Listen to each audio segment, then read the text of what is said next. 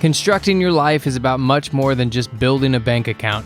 Each week, join real estate entrepreneur and mindset coach Austin Linney as he interviews guests who are constructing their dream lives and impacting the world around them on a daily basis. If you're an entrepreneur or wanting to start a business, or you just want to hear motivating stories of how others have overcome the odds, you are in the right place. And now for your host, Austin Linney.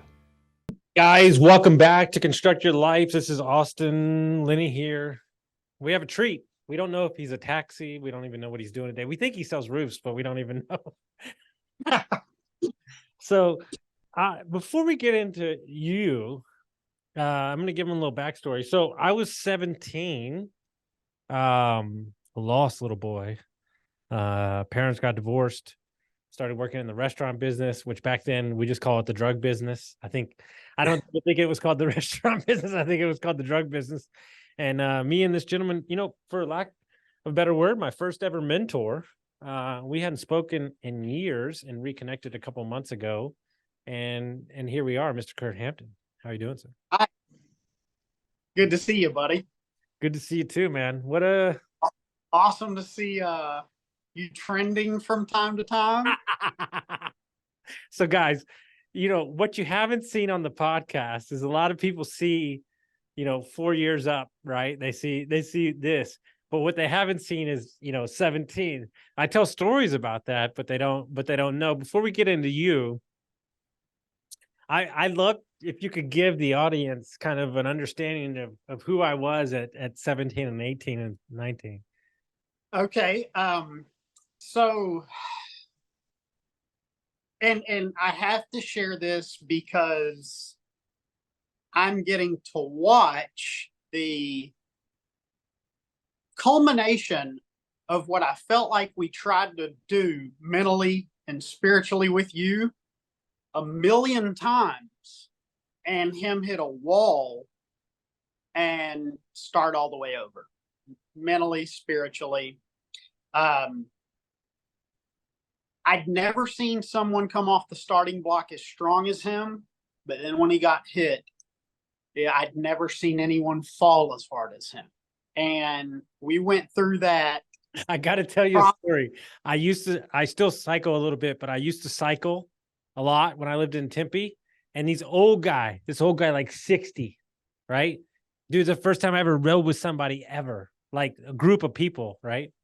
And I smoked his ass like in the first thing, and then he just destroyed me on the hills. And he pulled up, and he said to me, he said, "Hey, young man," he said, you got a great kick, but you don't got the stamina." No. And what I loved about you is you had such a passion and such a charisma, and I always thought if you could carry that through your failure, you'd be there. It was one of the things that we worked on, and I think that me and another buddy, Terry Folsom, I don't know if he minds, but we kind of took you under our wing, and we tried to do our best to put the bumpers down the bowling alley for you, even showing you tough love. But it's funny because we were talking about it. Me and Terry, we were talking how you used to live in some other person's closet, right? And how in college at the time, as much as we were motivators and trying to help you, Distractors, it never dawned on us that you shouldn't have been living in someone's closet. So as smart as we were, we never said, "Hey, you should get out of that." Quit living in the guy. Yeah, the goddamn mentors were the ones getting me in trouble too. So you were feisty, a firecracker, and then when adversity would hit, you'd be a limp noodle, and cycled. Yeah, 1,000%. So, all right, enough about me for the moment. Who is Kirk Hampton? So Kirk Hampton, I am the first civilian in the United States to get diagnosed with Havana syndrome. which is brain damage and deafness caused from a RF or electromagnetic weapon. Prior to me, we'd only had CIA, FBI, State Department personnel get hit with this weapon and diagnosed. And I'm the University of Texas ENT's first case. They're my heroes. I'm kind of like a mini celebrity there, because they'd only read about this in the Journal of American Medical Association, JAMA. Mm-hmm. And it was awesome. My doctor ended up being from Cuba, where all of this originally started, at an embassy where 40 of our U.S. personnel got diagnosed with the same thing. And so I'm also a whistleblower to the Commodity Futures Trading Commission for IRA fraud, a large amount of it. And I'm a business owner. I own a company, Top of the Lion. We do roofs primarily. We do, anything construction, residential, commercial. And I've been doing that for a year. I'm actually better at being the first civilian to get hit with a high energy weapon than I am at construction currently. No, I'm just playing. We did pretty good. And a reluctant pastor as well, too. Thank you for not letting me miss that part. Yes. So my father-in-law, he played football for Baylor, and he came down with memory problems, and the family asked me to be the minister, which I've been for 8 months now, and I love it. So thank you for not letting me leave that out. The Father's house appreciates that. So we'll tackle that first one, because that's a big thing. People probably don't even know what you said there in the first part. You've always been really good at sales. That's been your thing. That's propelled you.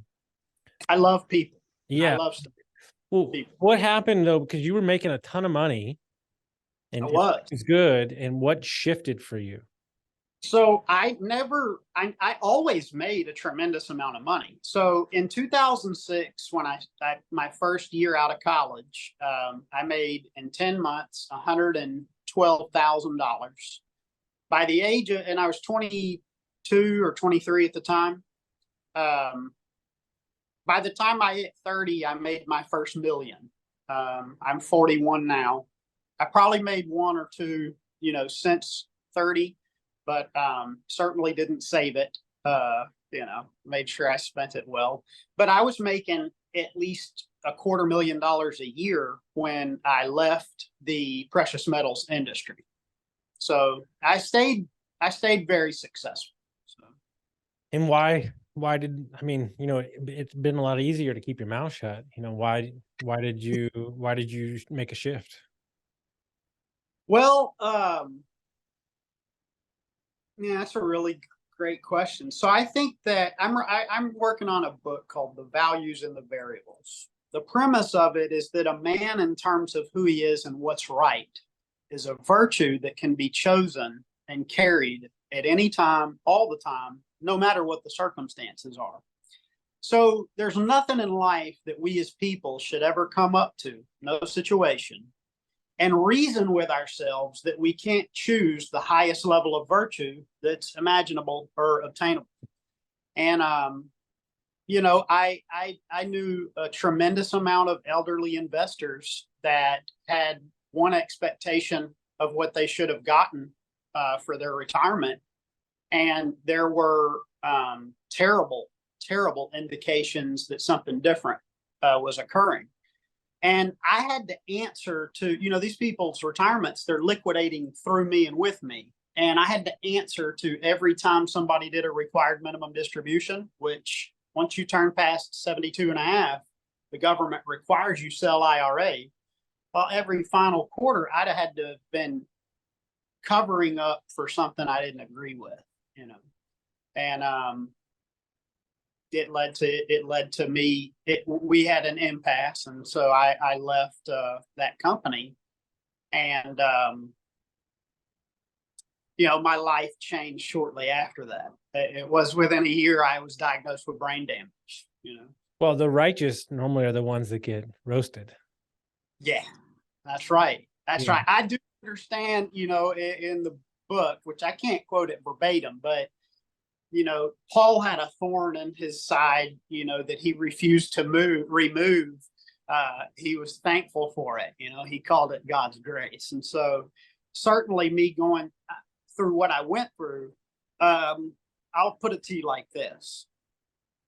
I thought I was mentally tough, Austin, the guy that you knew or whatever. Yeah. Okay. That guy, he's 1/100th of the mental strength that it took to get through what I got through in the last few years. So I interviewed what I would, let's just say, monetarily successful. I interviewed the most monetary successful guy I've ever met in my life. Per month, he makes the most money I've ever heard of, right? But he was also the biggest ecstasy dealer on the East Coast for 8 years, right? And his brother went to jail for him, and that was really affecting him. Like, my brother sacrificed for me, and blah, blah, blah. And he tells this crazy story. Actually, I'll just tell you the story because I think it's wild. So he's at the lowest of the low, and somebody hands him a book. Now he's on the East Coast, somewhere up in New Jersey or whatever. He's outside of a restaurant reading the book on a bench, and this couple walks up to him, and the man grabs the book and writes something in the book, and then gives him back the book. And he's like, "Oh, great." He's like, "Fucking bullshit. Guy's gonna write 'Go with God' or some bullshit like that." He's like, "Fuck this shit." It was the author of the book that he was. Oh, wow. And the guy lived in California, in that restaurant in that time, right? And he realized, he said, something was bigger than me at that moment, right? And he goes, "So I told the Lord," this is words out of his own mouth, "I told the Lord that I was going to lead men." And he goes, "Then the Lord proceeded to drown my ass for the next 2 years to see if I really wanted to lead men." Right.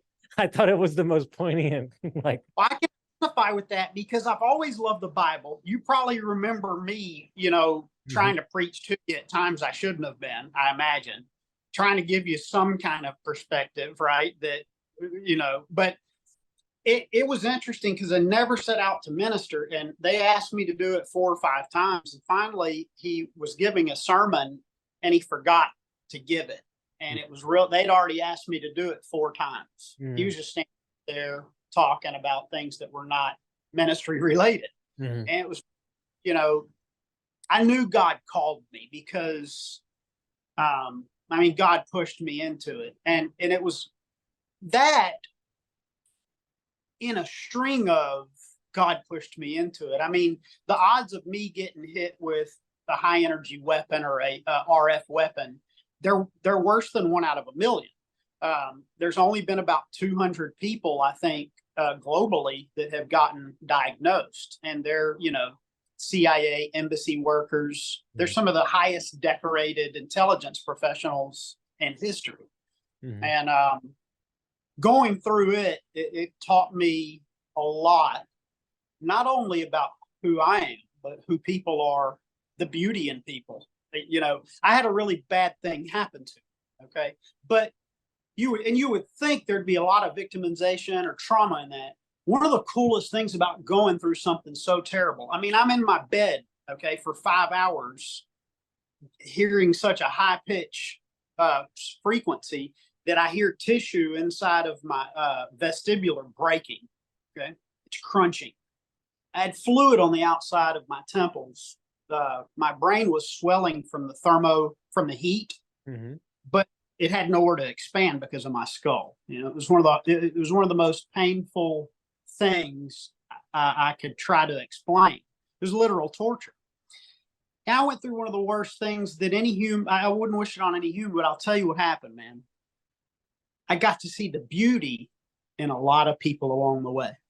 And I got to see love in people along the way that had I not gone through something so painful, I would have never. It's like you think you're thirsty, Austin, until you're in a desert, then you know you're thirsty. A drink of water means something totally different when you're in a desert. Because And we as people have created a society where we totally remove the lack from existence, right? That's The right. radio destroys a good song because they play it 70 bajillion times.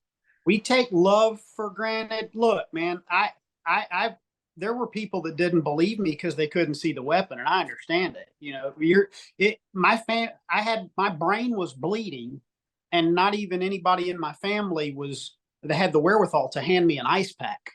Okay, I had traumatic brain injury, and they couldn't see it, so they couldn't understand it. It was at some phases one of the loneliest places I could describe, but I kept fighting and kept fighting. And, you know, I was working with the intelligence community quite a bit at the time, the FBI, sharing reports with the CIA, studying Anthony Ferrante, who's the former chief of cybersecurity for the FBI, and he did some cybersecurity work with the NSA.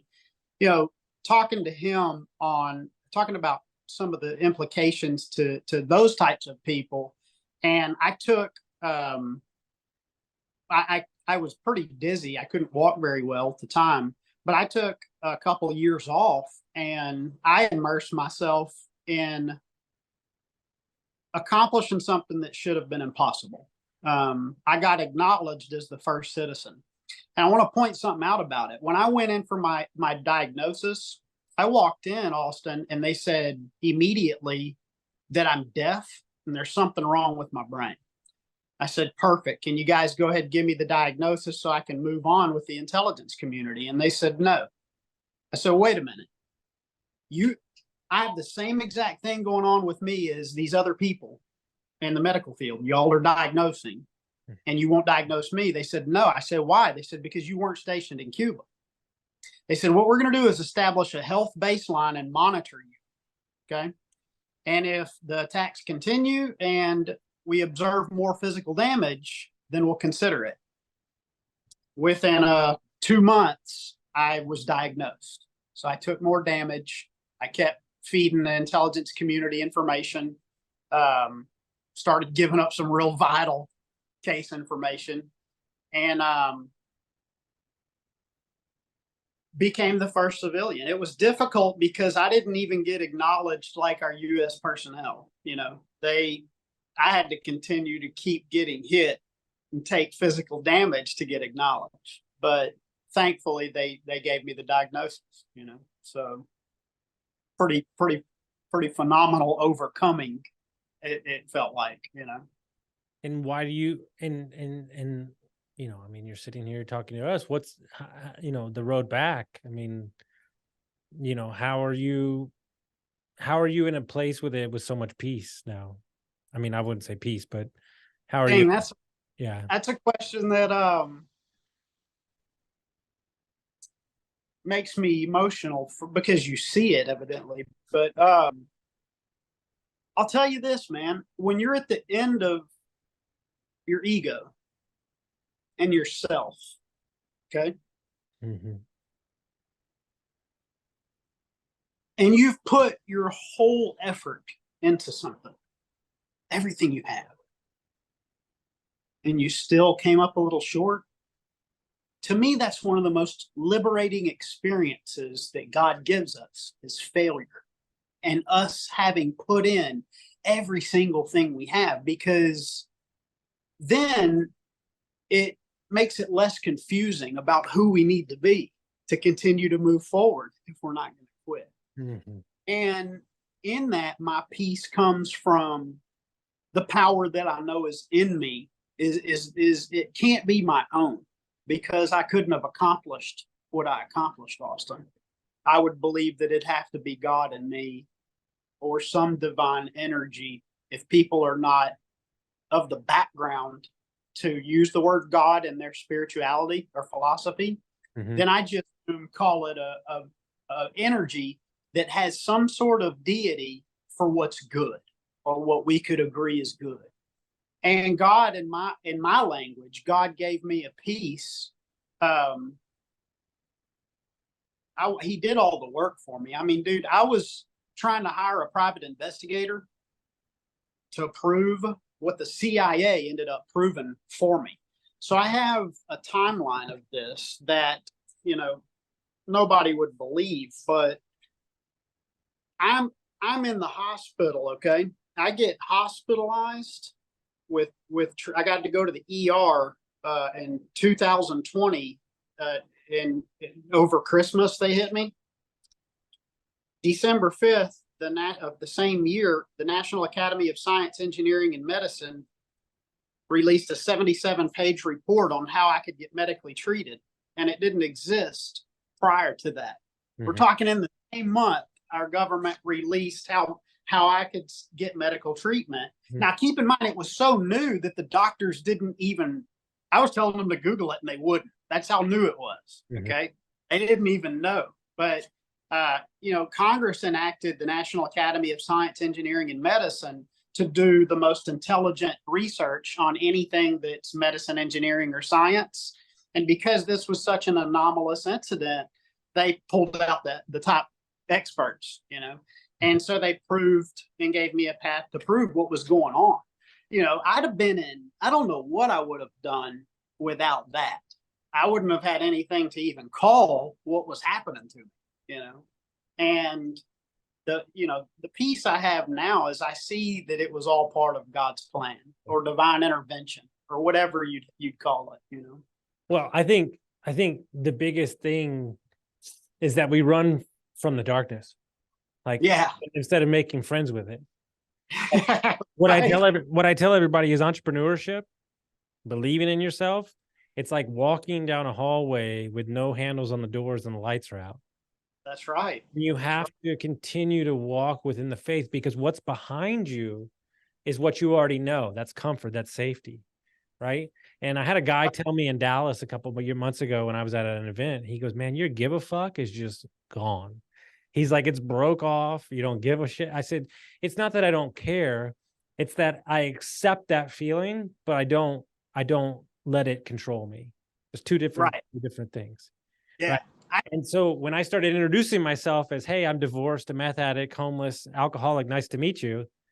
Like, there's nothing you can do. I'm owning it myself. Right. But we keep all of our skeletons and we keep our bullshit, and we, because what I've realized after doing as many podcasts as I have and coaching people, it's not failure that scares people. It's success. It's success. What if it all went right and my wife was happy and my kids were happy and we did all that? That scares the ever living shit out of you, because you only know how to operate with your back up against the wall. Well, people don't feel like they're worthy, is what happens. Yeah. And they will tell themselves they're not worthy out of a perfect life, in a lot of cases. 4 years ago, I refinanced. I did a great buy. I bought the house right at the right time. The house went up $200,000. I refinanced the house. I pulled $50,000 out. I paid off my debt. And I was the most miserable I've ever been in my entire life. Because I couldn't figure it out for like 2 days. And I was like, what the fuck is going on? And I go, oh, you only know how to operate from survival. Yeah. I've always been pretty good with money. Dude, I remember when I met you in high school, you had a duffel bag underneath your bed that had quarters and dollars and fives in it. I remember that. I don't know, in high school, I didn't have an account in high school, but my mom, when I was young, used to borrow 20 from me. Now, I almost went, when I got hit, I poured my life into proving the impossible. Mm-hmm.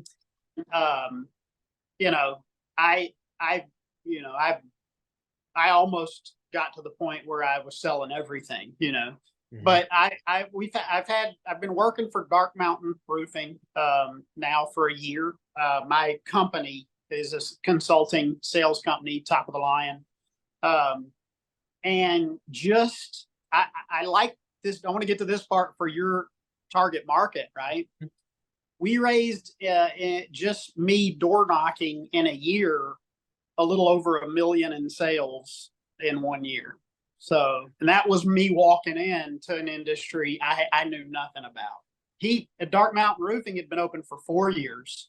So I got to rely on his expertise of what a quality repetitive process was for installs. But I raised over $1 million pretty easy. I might already be there this year, by the way. And how does one go in to doing that without, knowing the business per se? Well, I had, a history enough of understanding people's needs and what they need as a human being. And I had the willingness to drive around a location and familiarize myself with every single roof that needed to be restored. And so I developed a pretty extensive client book. But my rule was I was only going to communicate with clients that needed what I had to offer. So I really wasn't doing a lot of selling. And if that meant that I talked to 20 more people rather than push somebody into doing something they didn't want to do, then, I would just talk to 20 more people. But it's pretty easy because everyone needs a roof. And if you're, humble, I think, and you care about what matters to them, and it's pretty easy to help them get one if you do a good job, So I want to hit on there. So you say that one more time. You sold to people that I sold to people that were on my page that needed it. A lot like sales. And in order to find these people, if I had to talk to 20 people to find out they weren't interested, that was okay with me. I used to be in a high pressure sales job, and I made a commitment with myself that I would never be a part of anything like that again. And so, and by the way, as salespeople, it's not comfortable to pressure people.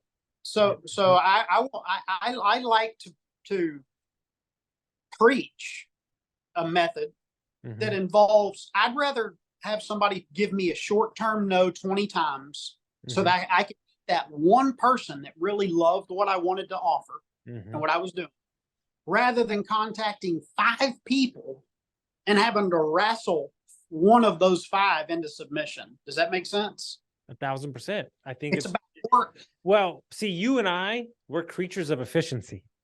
Yeah. And I think a lot of people, they think this is where people have sales wrong. Dude, I don't even know if you know I did this shit, okay? When I used to wait tables, this is the true story. I used to memorize what everybody in the restaurant did. And I'm going to walk you through it. I found out who played t-ball, kickball on Tuesdays. I found out who went to church on Fridays. I found out who was in a band. I found out who did everything. You want to know why I did that? So when I needed a day off, I'd go to that one person that had that one shift that could cover it instead of going to 40 people. Yeah, that's smart. And so in sales, look, don't get me wrong, more leads, the better. But I almost feel, here's what they don't talk about enough. And this is why I know, because I've been trained in high stuff. The psyche of a closer, to hear no too many times, affects how he can sell.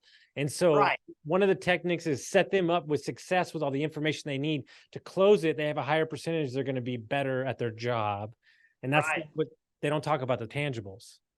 Yeah. What's interesting is I find sales, because I used to be the number 2 of a $20 million a year segment of a $50 to $100 million a year company. We had anywhere from 40 to 100 salespeople at any time. I had 11 to 20 people that were salespeople that had to answer to me for the last 5 years of that by title, but for the last decade of my career by leadership. Okay. So they had to listen, or I was responsible for them, however you want to look at it.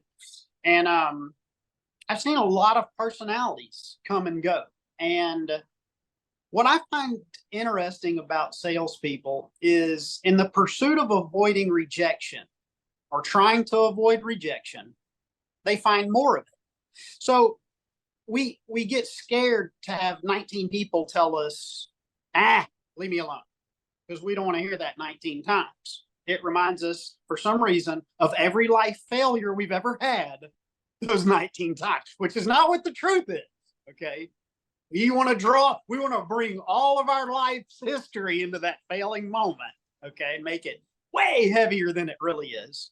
Okay. But what they'll do so they don't have to hear no or be rejected by 19 people is they'll talk to fewer people and wrestle with them and try to bend their ear, or they'll try to wrap one into submission, and it's a fight. And you get more rejection in life overall living that way than had you just talked to 20 people, you know? So we end up in the midst of trying to avoid rejection, we end up creating it, you know? It's like go in chin first. You know what I'm saying?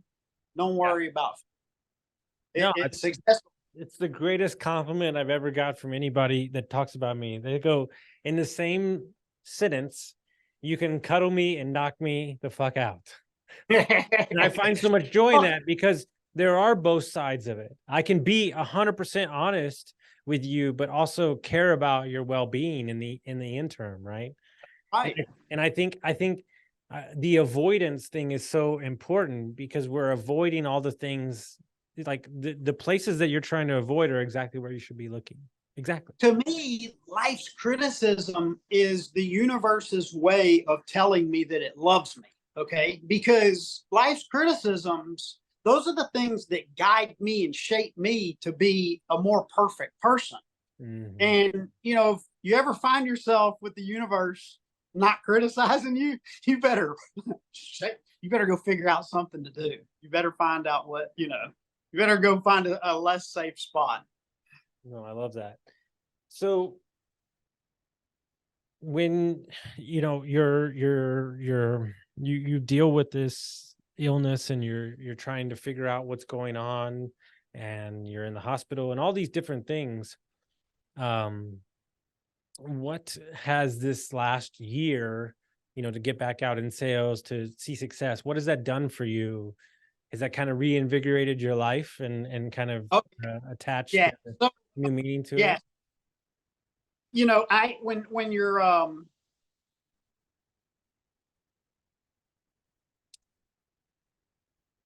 my inactivity, you know, in the workforce facilitated questions, you know, about my you know, you take a head injury, you know, your brain's bleeding. Is he going to come back? Right. Or is he, you know, is he toast?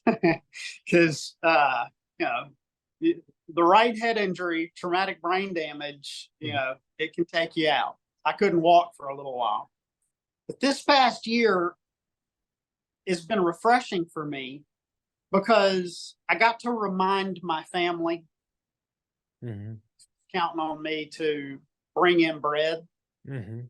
And my family that's not counting on me to bring in bread, but is watching my prosperity. I got to remind them who I am. And they got to see who I am. And the version of me that came back into the workforce, I don't want to say bulletproof because that's probably unfair. But based on what I ended up overcoming and going through, you'll be hard pressed to present me a scenario too complex or too challenging. I'm not going to flinch for anything. So it's tough to impress me with a challenge now. As a result of that, I'm looking at bigger ones. You know, I'm almost ravenous when it comes to growth. So as soon as I accomplish $1 million in sales, I'm ready to do 2. And it's not because I like the money. The money is a byproduct of a perfect process, I think. I like to challenge my brain. And one of my goals a year ago, and I had to remind my partner of this, okay? I told him, he was freaking out. And I said, hey, dude, just remember a year ago, this is what we prayed for. And he was like, oh, yeah. So we're freaking out because our head's splitting. Like, you got to see my calendar, okay? I almost have to keep a calendar to keep my calendar. I'm so busy, all right? Like, if I don't get to everything, I push it to the next morning. I'm forever on my calendar, right? And so our brains, at some point, you know, that hour when we were working in the restaurant business where it was just slammed and you couldn't hardly think. I had us on that program for like 8 hours a day for a month or two straight. And our laborers, okay, because I'm telling our laborers, all right, our contract laborers, I go, where are the rest of y'all? I need more of y'all. I need y'all to double the workforce is what I tell them. And they go, oh, I don't know. I mean, I only bring in this kind of work when we have a major hurricane. So they compare me to a hurricane. Yeah. Okay. And so we're freaking out because we have so much business. I mean, mentally, it was tough to even go through a 5 to 10 minute span without some sort of trying to happen. Business pending, business finishing, business starting, all of it. And it got to the point where my head almost, it was a little bit too much for me, which takes a lot. And my partner's freaking out. And I had to remind him, I was like, dude, this is what we prayed for a year ago. And I bring that up because a lot of the things we go through today as people that we complain about are answers to the prayers that we asked for a year ago. You always want to pay attention to that. It's like you wanted to be where you are now. In a lot of cases, a year ago, you just didn't know it would look quite like it does. So it's okay to still be thankful and look back and realize you asked for the life that you have right now. You're the one that asked for it. And you were given it. No, it's the truth. I had a friend tell me, he goes, hey, you remember when you begged and pleaded that 2 years ago that your life would be what it was now? He goes, realize that you're walking that path as you sit right now.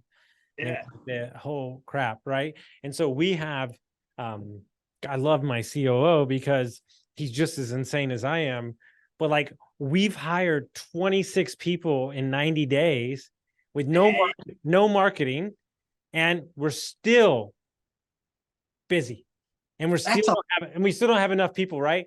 And I go, are you fucking? This is what I told him. I said, are you fucking telling me that my growth plan for the entire year we did in 90 days, and now I got to go double that again?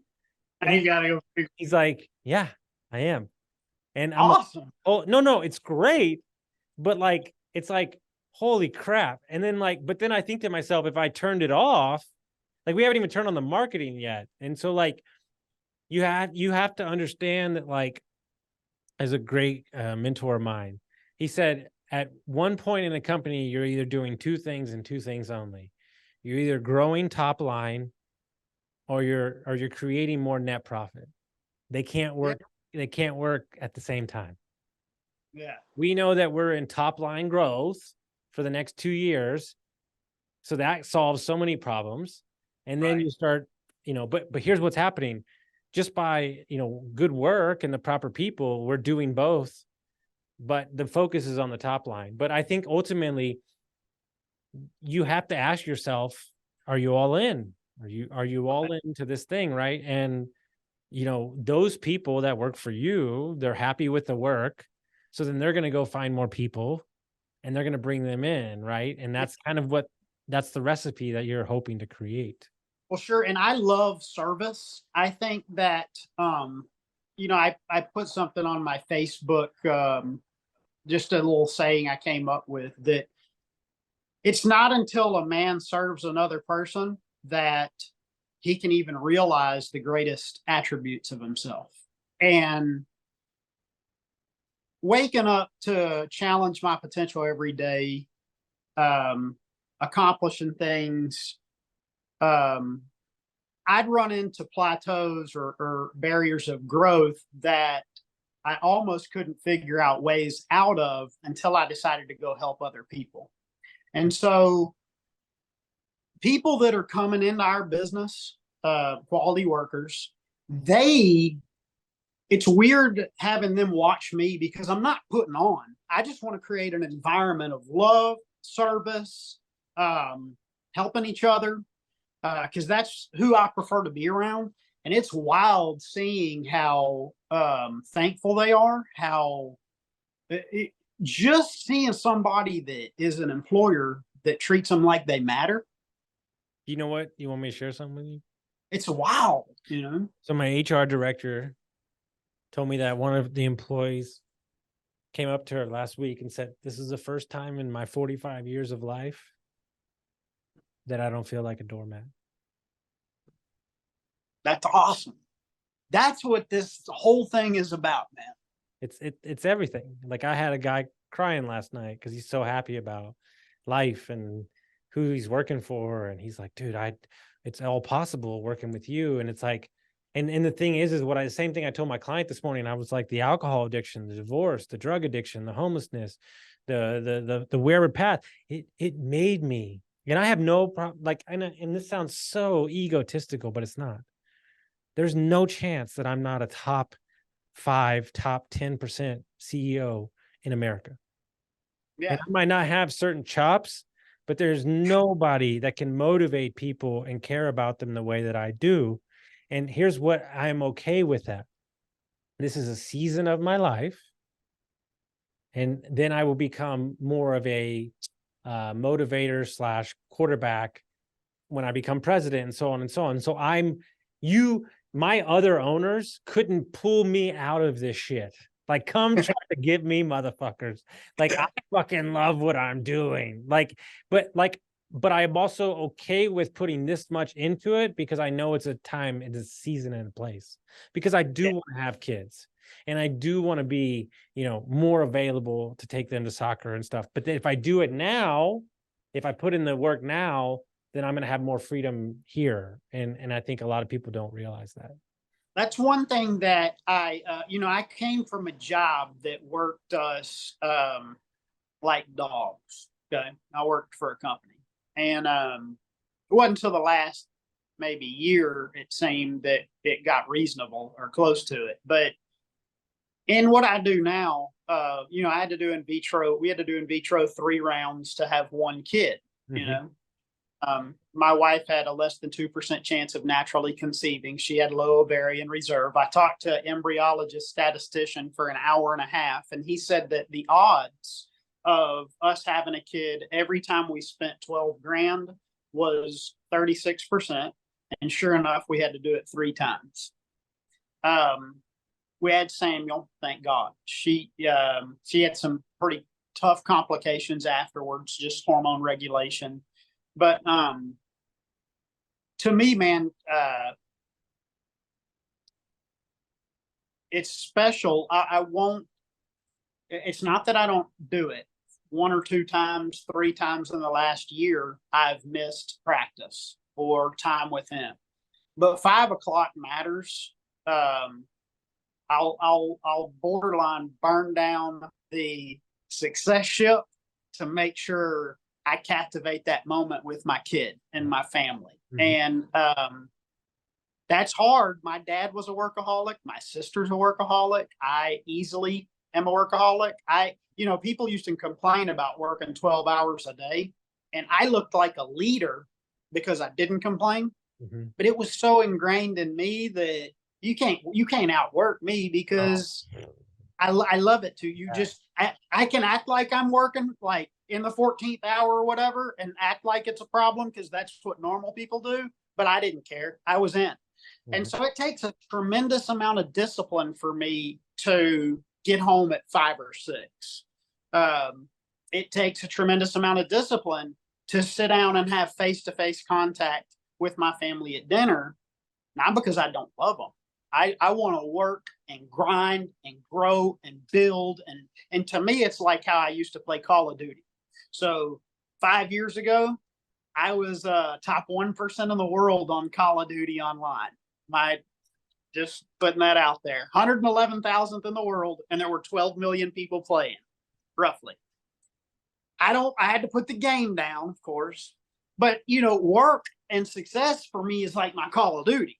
I get to act like maybe if I wanted to try with my wife and go, ho hum, I had such a long day. Can you get dinner going, and use it to get what I want? But the reality is I do it because I love it. And it's a game that I play. And I think as a highly successful person, and anyone who's about high accomplishment with family, that it's important to take the same discipline that you use to have success and make sure you're serving time with your family. So if I lived near you, just so you know, I'd be monitoring you, making sure, holding you accountable. Well, that's why I live far away. One of the things one of the tricks I learned from a super successful guy, and I've kind of adapted my own little ways. So I have a unique way I structure my week, and it's worked for me. It's not foolproof, but it's better than most. Okay. So the way I view my week is Monday is holy shit day. So Monday is 7 to 7, straight through, no breaks, no nothing. I accomplish more on Mondays than most people do in an entire week. So that's that day. Tuesday is more meetings, this, that, and the other. And then as the week goes on, Friday has no standing meetings whatsoever. And then Thursday afternoon after 12 has no standing meetings. On Friday, I'll go play golf, I'll go meet investors. But that discipline and that Friday, that Thursday is like catching up with investors, doing some things with the business. But those Monday, Tuesdays, everybody knows that those are like intense. Yeah, I'm done. I can barely think after the day. But I love that. It's been great. You know why we started that? Because we were traveling with the RV. And so on Thursdays, we would normally travel day. And I just loved it, right? And so it's been amazing, and I'll do all my coaching on Monday and with the podcast and my meetings. It's been really nice. It just allows me to like turn it off on Friday so I don't feel like it. That's awesome, because a lot of people don't wake up on their Monday ready to take on a week like that, and I think that it's incredible to take that first bite out of that week and be aggressive with it. You know, that's really cool. That's a trait of a highly successful person, I'd say, you know. 100%. I think ultimately one of the things that I struggled with, and this was like 2-3 years, especially when I got sober, and something I've made peace with now, that won't outwork me. Like, here's what I'll do that'll just ruin everybody else.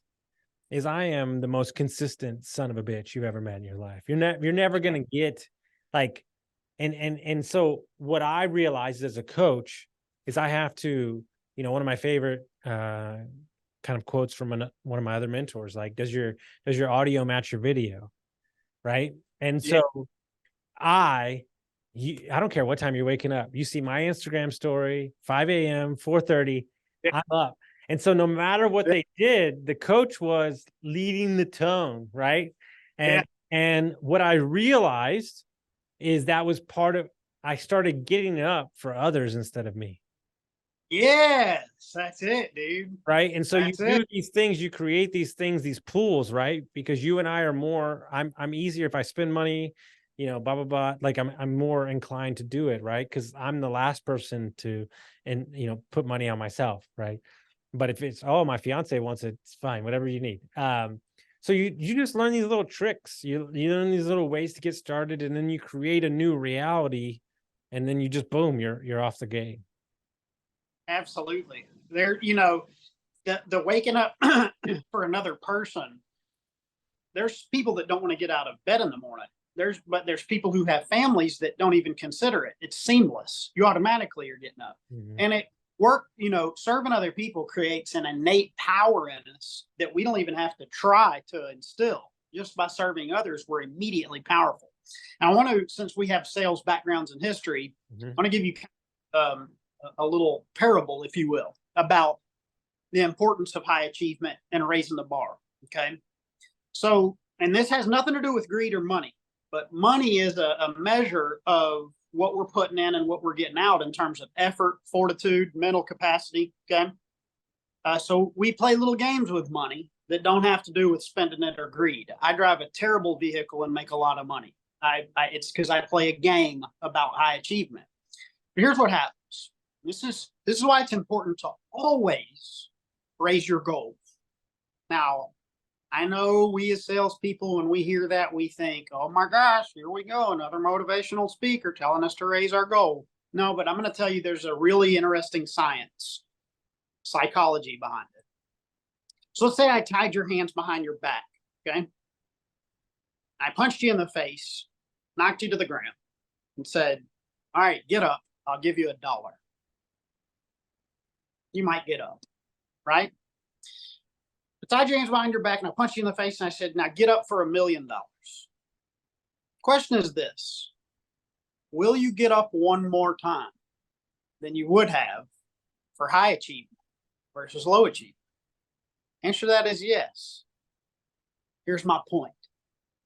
It's more difficult in life to be average than it is to be great. Because people who wake up to be great, because who we are designed to be and who we are created to be is great, we innately accomplish more and get more just by waking up to be great. We're going to get up more often. We're going to overcome more things. We're going to see obstacles as minute things when we're going to achieve. The point is, if you ever find yourself having a tough time being motivated in life, it's because you're not rewarding yourself with enough. Dude, call with a client this morning, sales guy, moved to a company of straight savages. I mean, this is like, don't do your job, you're gone. Like 2 weeks. Like we're talking about ninjas of ninjas, right? This is high ticket sales, scary stuff. He went from a company that was very low, and he's had the best 2 weeks that anybody new to the company has ever had, right? And I said, what's the life lesson here? And I said, you can't put a fucking shark in a minnow tank. Right. You raise to the ability of the people that you are around, and you know that for the rest of your life, you have to go to the place that makes and challenges you. Yeah, absolutely. Absolutely. And that's why my new thing is very simple. I have a creed that I live by. It's my new definition and theme of life, is that I only will seek and I only will be drawn towards races that I can't win. Nice. It's funny because I want to, I don't know where we are on time or what have you, but You got like 5 minutes. Perfect. So I put this together for this 5 minutes then. I accomplished something in my life that's mathematically impossible. And as a result of it and overcoming it, my mission is to influence people in a way that changes what they believe is possible, and do that through showing them who they are. That's my life mission. And, I want to thank a few people. This is my first going public of some of this stuff, right? I want to thank Brad Moss, Mark Zaid, and the James Madison Project. I would like to thank Mark Polymopoulos of the CIA. When I was alone in my journey, you were my shepherd. From the bottom of my heart, thank you. I'd like to thank Dr. Alava of UT&T. You and your team's work was built with the hands of angels. I'd like to thank Dr. Dang of UT Neurosciences for her persistence. She never quit until we achieved our goal. I'd like to thank members of the Father's House Church, and a very special thanks to my family for the love and support. And finally, I'd like to thank God for casting every one of your roles in this life. Amazing. And before we get out of here, for anybody that's listened to this podcast, all 500 plus episodes, who's known me in the last 4, 6, 7 years, like this man that's sitting in front of you was the first person that taught me my thoughts were decent. My thoughts and my own beliefs of who I was were enough. And so that holds a special place into my heart. And him and Terry, the guy that you haven't seen on the podcast, is the one that you hear in all the stories that picked me up and did all those things. So it's a full circle moment for me. When I sent Kurt a message, he played it in front of his congregation, and it really, struck with me. And the entire real full circle moment is going to be when I speak to the congregation. I cannot wait. I might not wear a shirt because I'll be busting out so happy. I just might run through the thing. We'll do like football. But no, guys, this is my message to you that the life road is very windy, and the mountains are sometimes real and invisible. And you ultimately, know that, what Kirk cared about more than anything was that his words were heard, right? Or there was lessons at least taught. And one of my favorite things that I learned through coaching is I can't control. The only thing I can control is what I say. I can't control when you hear it. Right. And so Yeah. I just want to thank you personally. I'm so excited.